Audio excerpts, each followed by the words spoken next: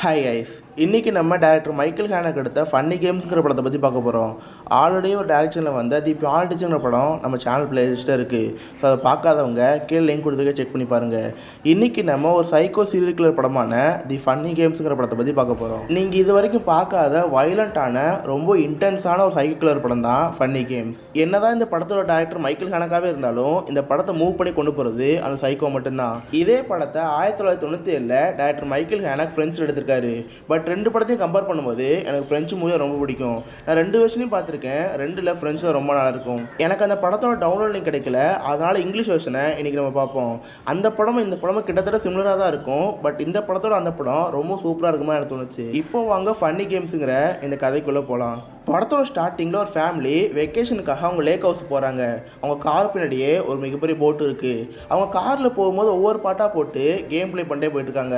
ஒரு பாட்டை போட்டோம்னா அது எந்த படத்தில் வரும்னு சொல்லிட்டு கண்டுபிடிக்கிற மாதிரி ஒரு கேம் விளையாண்டே போகிறாங்க. இந்த ஃபேமிலியில் மொத்தம் 3 பேர் இருக்காங்க. அம்மா, அப்பா, பையன். இவங்க 3 பேரும் அவங்க லேக் ஹவுஸ் போகும்போது போகிற வழியில் அவங்க ஃப்ரெண்டை பார்க்குறான். அவங்க ஃப்ரெண்டோட வீடுமே கரெக்டாக அவங்க லேக் ஹவுஸ் பக்கத்தில் தான் இருக்குது. அவன் ஒரு கோல்ஃப் விளாண்டுட்டு இருக்கான். கூடவே இன்னும் 2 பேர் இருக்காங்க. ஹீரோனை பார்த்தோன்னே காரை நிப்பாட்டி நம்ம லேக் ஹவுஸ் இந்த போட்டை விட போகிறோம், அதனால் போட்டு வரதுக்கு நீ வந்து ஹெல்ப் பண்ணுன்னு சொல்லிட்டு அவனை கூப்பிட்றாங்க. அவனும் நீங்கள் போக 20 நிமிஷத்தில் வந்துடுன்னு சொல்லிட்டு அவனு சொல்கிறான். பட் ஒரு பேச்சில் ஏதோ தடுமாற்றம் தெரிகிற மாதிரி இருக்குது. இப்போ அவங்க ஃபேமிலியோட அவங்க லேக் ஹவுஸ் போகிறாங்க. அவங்க லேக் ஹவுஸ் டோருங்கிறது ஆட்டோமேட்டிக் சிஸ்டம். அது மட்டும் இல்லாமல் அவங்க லேக் ஹவுஸில் ஒரு டாக் வேறு இருக்குது. இப்போ அந்த அப்பாவும் பையனும் அந்த போட் அந்த ஆற்றுல விடுறதுக்காக வேலை பார்க்க போகிறாங்க. இப்போ அந்த அம்மா மட்டும் தனியாக அந்த வீட்டில் இருக்குது. அப்போ அந்த அப்பா ஒரு பையன்கிட்ட போய் அம்மா கிட்ட போய் கத்தி வாங்கிட்டு சொல்கிறாரு. அதனால் அந்த பையனும் கத்தி வாங்குறதுக்காக அவங்க அம்மா பார்க்க போகிறான். அவங்க அம்மா ஃபோன் பேசிக்கிட்டே கிச்சன் வேலை பார்த்துருக்காங்க. அப்போ அவங்க அம்மா கிட்ட அம்மா அப்பா கத்தி கேட்டாங்கன்னு சொல்லிட்டு ஒரு கத்தி எடுத்து போகிறான். அதுக்கு அவங்க அம்மா மறக்காமல் கத்தியை கொண்டு வந்து சொல்லிட்டு அந்த கத்தி கொடுத்து அனுப்புகிறாங்க.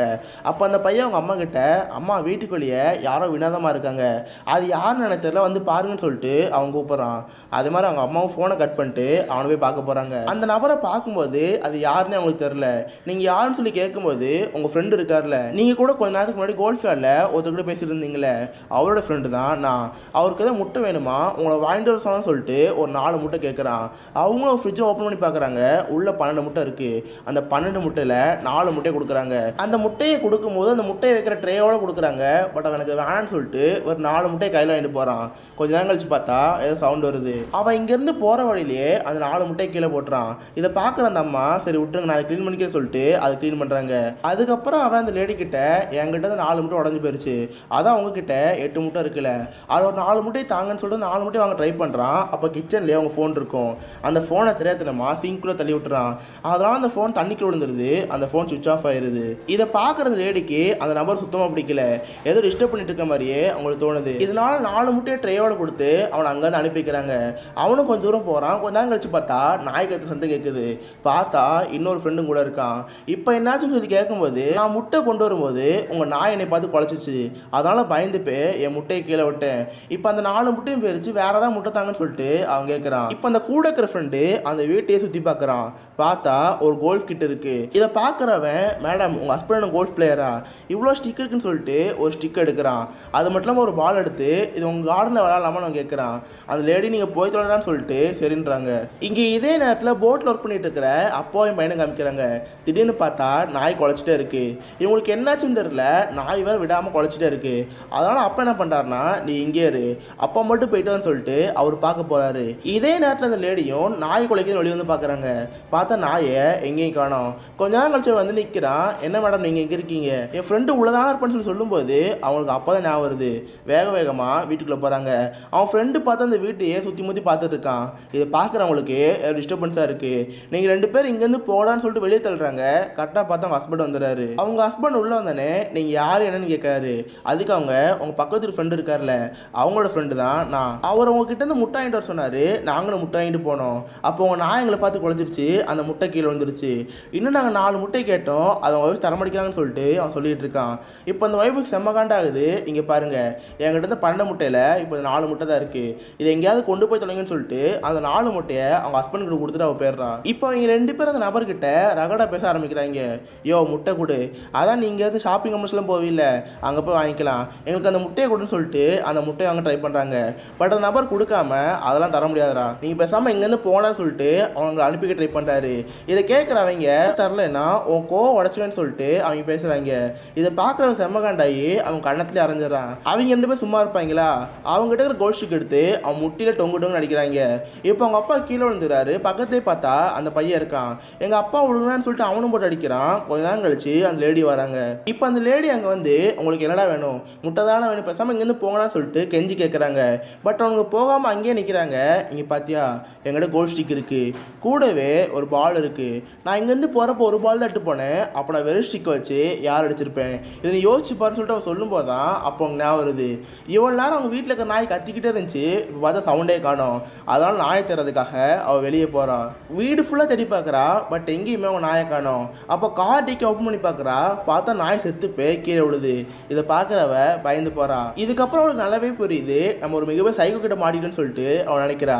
இப்போ அவங்க வீட்டுக்கு அவங்கள பார்க்கறதுக்காக ஒரு லேக்கில் ஹஸ்பண்ட் அண்ட் ஒய்ஃப் வராங்க.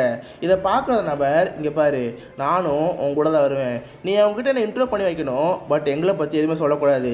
அப்படி சொன்னீங்கன்னா உன் புருஷன் இருக்க மாட்டான், பேசாமல் அவங்கள ஹாய் அண்ட் பாய் சொல்லி அனுப்பிடு சொல்லிட்டு அவன் சொல்கிறான். இது கேட்குற லேடி பயந்துக்கிட்டு அவங்கள பார்க்க போகிறாங்க. அவங்க 2 பேர்கிட்டையும் இவன் வந்து எங்கள் ஹஸ்பண்டோட ஃப்ரெண்ட் இந்த மாதிரி இன்ட்ரோ கொடுத்துட்டு அவங்க 2 பேரையும் அங்கேருந்து அனுப்பி வைக்கிறா. நம்ம படத்தோட ஸ்டார்டிங்கில் கூட கோல்ஃபியாரில் இதே மாதிரி தான் பார்த்துருப்போம். இவங்க எல்லாரும் காரில் வந்துருப்பாங்க. அப்போ இவங்க ஃப்ரெண்டு பக்கத்தில் இவன் தான் வந்துருப்பான். அப்போ ஃப்ரெண்டு கூட தயங்கி பேசியிருப்பான். அதுக்கான காரணமும் அதான். இவங்க ஒரு சைக்கோ கில்லர் வீடு வீடாக போய் இந்த மாதிரி பண்ணிட்டு இருக்காங்க. இப்போ அந்த லேடியை வீட்டுக்கு கூட்டு வந்து அவங்க 3 பேர் வச்சு பேச ஆரம்பிக்கிறாங்க. நாங்கள் ஏதோ எப்படி இருக்கோம், எங்கள் அப்பா ஒரு ட்ரக் அடிக்ட், எங்கள் அம்மா ஒரு ட்ரக் அடிக்ட், நாங்களும் இந்த மாதிரி ட்ரக் அடிக்ட் ஆகிட்டோம், எங்களுக்கு அதே ட்ரக்ஸ் வேணும். இந்த மாதிரி நாங்கள் ஒவ்வொரு வீட்டுக்கும் போய் அவங்கள துன்புறுத்தி அவங்ககிட்ட இருக்கிற பணத்தை ஆட்டை போட்டு போயிடுவோம். அந்த பணத்தை வச்சு நாங்கள் ட்ரக்ஸ் வாங்கி சாப்பிடுவோம். இந்த மாதிரி நான் கதையை சொல்லும்போது அந்த லேடி மேலே இருந்து ஒரு மாத்திரையை கொண்டு வராங்க. அவங்க ஹஸ்பண்டுக்கு வலிக்குது போல் அதான் ஒரு மாத்திரை வாங்கி கொடுக்குறாங்க. இதை பார்க்குறவங்க செம்ம காண்டாயி அவள் வயிற்றுலேயே போட்டு மிதி மிதிக்கிறாங்க. இதை பார்க்குறதுனால ரொம்ப அழுதுகிட்டு உங்களுக்கு காசு தானே வேணும், எங்கிட்ட இருந்து எவ்வளோ காசு வேணுமோ அதெல்லாம் எடுத்து போங்க, நாங்கள் போலீஸ்கிட்ட எதுவும் சொல்ல மாட்டோம், எனக்கு ஆக்ஷன் சொல்லி போய் சொல்கிறேன்னு சொல்லிட்டு அவன் சொல்கிறான். இதை கேட்குறவன் இங்கே பாரு காசு தராங்களாமா, நாங்கள் ஒன்றும் காசுக்காக இந்த மாதிரி பண்ணல, சும்மா போய் தான் சொன்னோம், எங்களுக்கு தேவையெல்லாம் என்டர்டைன்மெண்ட். இந்த மாதிரி நாங்கள் என்டர்டைன்மெண்ட்காக ஒவ்வொரு வீட்டுக்கு போவோம், இந்த மாதிரி துன்புறுத்தி அது மூலமாக என்ஜாய் பண்ணணும்னு சொல்லிட்டு அவங்க சொல்லிட்டு இருக்காங்க. இப்போ நம்ம ஒரு கேம் விளையாடுவோமா, அந்த கேமோட பேர் தான் ஃபன்னி கேம். உங்கள் பையன் இனிமே எங்களுக்கு கேளுன்னு சொல்லிட்டு அந்த பையனை பிடிச்சி வச்சுக்கிறாங்க. அந்த பில்லோக்கு மேலே கவர்லாம் இருக்கும், அதை எடுத்து மூஞ்சி மறைச்சு அவனை பிடிச்சி வச்சுக்கிறாங்க. இப்போ நாங்கள் எதெல்லாம் சொல்கிறோமோ அதை நீங்கள் செஞ்சே ஆகணும், அப்படி செய்யலைன்னா உங்கள் பையன் செத்து போயிடுவான். இப்போ ஃபஸ்ட்டு டாஸ்க்கு நம்ம என்ன பண்ணலான்னா, நீ உன் ட்ரெஸ் எல்லாம் அவுத்துட்டு நேக்கடாரு, அப்படி நீ பண்ணலைன்னா உன் பையனை கொண்டுன்னு சொல்லிட்டு அவளை மிரட்டுறாங்க. இதனால் வேறு வழி இல்லாமல் அவள் நேக்கடாக இருக்கா. இதை பார்க்குற அந்த ஹஸ்பண்ட் ரொம்பவும் கஷ்டப்படுறான். அவங்களும் அந்த பொண்ணை நேக்கடை எவ்வளோ நேரம் பார்க்கணுமோ அந்த மாதிரி பார்த்ததுக்கப்புறம் உன் ட்ரெஸ்ஸை போட்டுக்கோன்னு சொல்கிறாங்க. அது மாதிரி அவளும் அவள் ட்ரெஸ்ஸை போட்டுக்கிறா. நீ ஃபர்ஸ்ட் டாஸ்க் பண்ணனால உன் பையனை ரிலீஸ் பண்ண போறேன்னு சொல்லிட்டு அவன் மூஞ்சக்கிற பிள்ளை குறை எடுக்கிறாங்க. பார்த்தா அந்த பையன் அங்கேருந்து எஸ்கேப் ஆகி ஓட ட்ரை பண்ணுறான். அவங்க அப்பாவும் அந்த அம்மா வந்து 2 பேரும் பிடிச்சி வச்சுட்டு நீ இங்கேருந்து போடான்னு சொல்கிறாங்க. அவனும் வேகமாக கீழே இறங்க ட்ரை பண்ணுறான். இதை பார்க்குறவங்க 2 பேரும் செம்ம கோபமாயிடுறாங்க. அந்த லேடி கை காலை கட்டி போட்டு அவள் காலெலாம் டேப்பு சுற்றிட்டு அவள் ஒருத்த மட்டும் அங்கேருந்து போகிறான். நீ இவளை பார்த்துக்கோ, நான் சின்ன பையனை போய் பிடிச்சிட்டான்னு சொல்லிட்டு அவன் அங்கேருந்து போகிறான். அந்த சின்ன பையன் வேகமாக ஓடி அந்த பக்கத்து வீட்டுக்குள்ள நுழைஞ்சிடறான். பார்த்து அந்த பக்கத்து வீட்டுக்குள்ள யாருமே இல்லை. இங்கே இதே நேரத்தில் மீதி இருக்க சைக்கோ கிச்சனுக்குள்ளே போகிறான். அந்த லேடி இதான் சாக்குன்னு சொல்லிட்டு அவங்க ஹஸ்பண்ட் கிட்ட போகிறாங்க. அவள் கை கட்டி இருக்கும், அவங்க ஹஸ்பண்டை ரிலீஸ் பண்ண சொல்கிறா. அவங்க ஹஸ்பண்டும் கை கட்ட ஊத்துட்டு ரிலீஸ் பண்ண ட்ரை பண்ணிட்டு இருக்காரு. இப்போ கிச்சனுக்குள்ளே போனவன் வெளியே வரா. ஓ இந்த மாதிரி ட்ரை பண்ணுறீங்களா, இதெல்லாம் கேமோட ரூல்ஸுக்கு எகென்ஸ்ட் ஆன மாதிரி, நீ பேசாமல் இங்கேருந்து வான்னு சொல்லிட்டு அவளை அங்கேருந்து கூட்டி போகிறான். அவன் கிச்சனுக்குள்ளேருந்து போயிட்டு வரப்ப அந்த மீதி இருக்கிற 4 முட்டையை கொண்டு வந்திருப்பான். இப்போ அதுவும் கை தவறி கீழே வந்துருச்சு. இந்த முட்டையும் போயிடுச்சா, நீ பேசாமல் அந்த 4 முட்டை அப்பயே தந்துருந்தீங்கன்னா நாங்கள் எப்போயே போயிருப்போம். இப்போ பார்த்தியா முட்டை உடஞ்சி போயிடுச்சு, இப்போ என்ன பண்ணுன்னு தெரியாமல் இருக்குன்னு சொல்லிட்டு அவன் சொல்லிட்டு இருக்கான். இப்போ அப்படியே அந்த சின்ன பையனை காமிக்கிறாங்க. அந்த சின்ன பையன் எங்கே போன்னு தெரியாமல் அந்த வீட்டுக்குள்ளேயே ஒளிஞ்சிட்டு இருக்கான். அவள் பார்த்தா ஒரு ஷார்ட் கன் இருக்கு. அந்த ஷார்ட் கன் எடுக்கலான்னு சொல்லி போகிறான். பார்த்தா அந்த பக்கத்து வீட்டுக்காரர் செத்து போயிருக்காரு.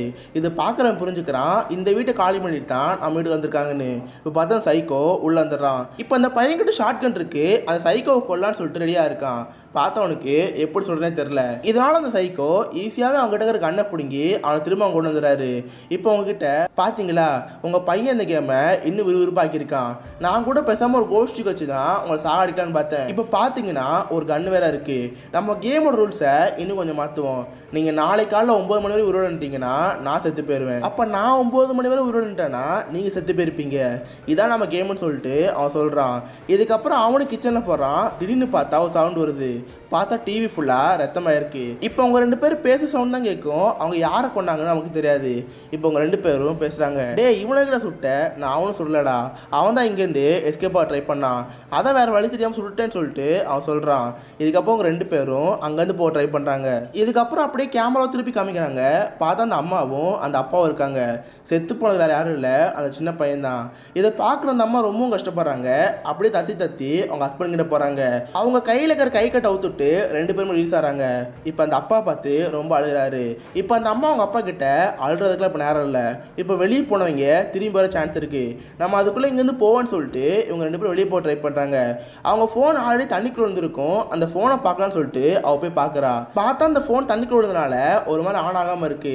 அதனால அவங்க ஹஸ்பண்ட் என்ன பண்ணுறாருன்னா, நீ வேணா இங்கேருந்து போ, ஹேர் ட்ரையர் எடுத்து நான் வேணா காய வைக்க ட்ரை பண்ணுறேன், நீ இங்கேருந்து வெளியே போய் யாருக்காவது ஹெல்ப் கேளு, அதுக்குள்ள இங்கே வர சான்ஸ் இருக்குன்னு சொல்லிட்டு அந்த ஹஸ்பண்ட் சொல்கிறாரு. இதனால அந்த லேடி ட்ரெஸ் எல்லாம் போட்டு அவங்க அங்கேருந்து போகிறாங்க. வெளியே நடந்து போயிட்டு இருக்கும்போது பார்த்தா ரோட்டில் ஒரு கார் வருது. ஒருவேளை சைக்கோவாக இருக்குமான்னு சொல்லிட்டு இவங்க ஒளிஞ்சு போய் பார்க்குறாங்க. பார்த்தா சைக்கோவில் வேற யாரும் காரில் போயிட்டு இருக்காங்க. அவங்ககிட்ட ஹெல்ப்னு கத்துறா. பட் அவங்க 2 பேரும் காது கேட்காம அங்கேருந்து போகிறாங்க.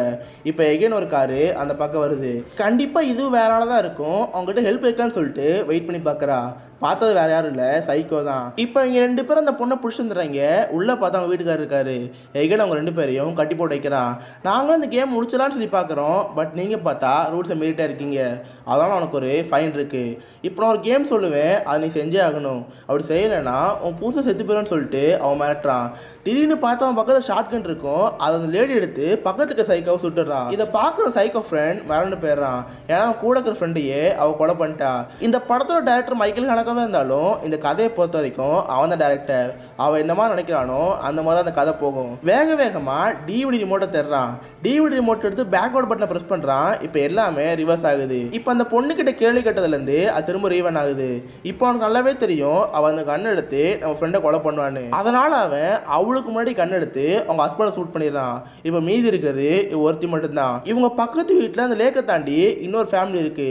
அந்த வீட்டுக்கு போகலான்னு சொல்லிட்டு இவங்க எல்லாருமே அந்த போட்டில் போகிறாங்க. பக்கத்து இந்த பொண்ணையும் கூட்டி போகிறாங்க. அவள் கையில் கட்டி இருக்கு. இப்போ அவளை அந்த போட்டில் வச்சு கூட்டி போகிறாங்க.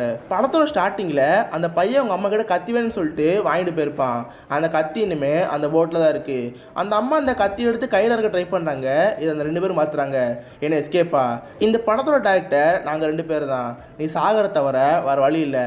டே மச்சான் மணித்துன்னு சொல்லி கேட்குறான். மணி பார்த்தா ஏற்ற அவள் கையெல்லாம் கட்டப்பட்டு இருக்கு. அவளை அப்படியே அந்த ஆற்றுக்குள்ளே போட்டுறாங்க.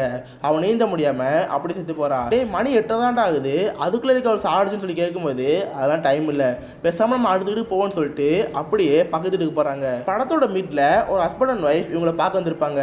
அந்த வீட்டுக்கு தான் இவங்க போக ட்ரை பண்ணுறாங்க.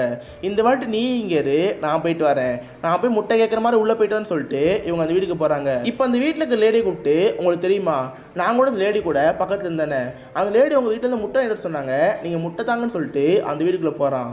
இதோட ஃபன்னி கேம்ஸுங்கிற இந்த படம் முடியுது. நீங்கள் இது வரைக்கும் எத்தனையோ சைக்கோ கில்லர் சீரியல் கில்லர் படங்களை பார்த்துருக்கலாம். பட் எந்த படங்களும் இந்த படமாக இருக்காது. இந்த படத்தில் சைக்கோ என்ன நினைக்கிறானோ அது மட்டும்தான் நடக்கும். அவன் நினச்சா அவன் லைஃப்பை ரீவைண்ட் பண்ணலாம், அவன் நினச்சா அந்த லைஃப்பை ஃபார்வர்ட் பண்ணலாம், அவனுக்கு ஏற்ற மாதிரி அந்த லைஃப்பை எப்படி வேணால் அவன் மாற்றி எழுதலாம். ஃபஸ்ட்டு சைக்கோக்கெல்லாம் யார்?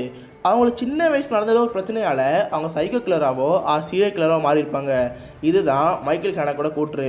நம்ம எல்லாரும் மனசுக்குள்ளேயுமே கண்டிப்பாக ஒரு வயலன்ஸ் இருக்கும். அந்த வயலன்ஸ் எக்ஸ்ட்ரீமாக போனால் தான் அது சீரியல் கில்லர். நீங்கள் ஒரு காரில் போயிட்டு இருக்கும்போது உங்களுக்கு முன்னாடி போகிற காரு ஆக்சிடென்ட் ஆகுது.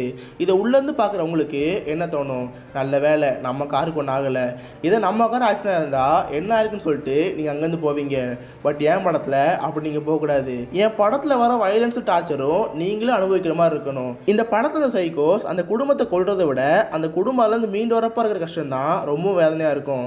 அதை பார்க்க நமக்கு ரொம்ப டிஸ்டர்பிங்காக இருக்கும். தான் கண்ணு முன்னாடியே தான் பையன் செத்து போகிறான், தான் கண்ணு முன்னாடியே தான் ஒய்ஃப் நேக்கடாக இருக்கா, தான் கண்ணு முன்னாடியே தான் ஹஸ்பண்டும் செத்து போகிறான். இதை விட ஒரு குடும்பத்துக்கு என்ன கஷ்டம் வேணும்? இந்த படத்தை நீங்கள் பார்க்கணும்னு நினச்சிங்கன்னா ரெண்டுலேயும் கீழே கொடுத்துருப்பேன். ஒன்று இங்கிலீஷ், இன்னொன்று ஃப்ரெஞ்ச். இங்கிலீஷை கம்பேர் பண்ணும்போது ஃப்ரெஞ்ச் செம்மையாக இருக்கும். அந்த படத்தை நீங்கள் பாருங்கள். நானும் அந்த படத்தை டவுன்லோட் பண்ண ட்ரை பண்ணேன், பட் என்னால் டவுன்லோட் பண்ண முடியல. பட் நான் பார்த்த வரைக்கும் ரெண்டில் எது பெஸ்ட்டுனா 1997 தான். பட் ரெண்டு படத்தை டைரக்ட் பண்ணது டைரக்டர் மைக்கேல் ஹேனக் தான். கண்டிப்பாக உங்கள் எல்லாருக்குமே இந்த படம் பிடிச்சுன்னு நினைக்கிறேன். அப்படி பிடிச்சிருந்தா இந்த வீடியோக்கு லைக் பண்ணுங்கள். இந்த மாதிரி வித்தியாசமான மூவிஸை பற்றி தெரிஞ்சுக்க மிஸ்டர் ஹாலிவுட் சேனல் சப்ஸ்கிரைப் பண்ணிச்சுக்கோங்க. உங்கள் அடுத்த நாள் ஒரு ஆசமான வீடியோவில் வந்து மீட் பண்ணுறேன். ஸோ வரைக்கும் பாய் கைஸ்.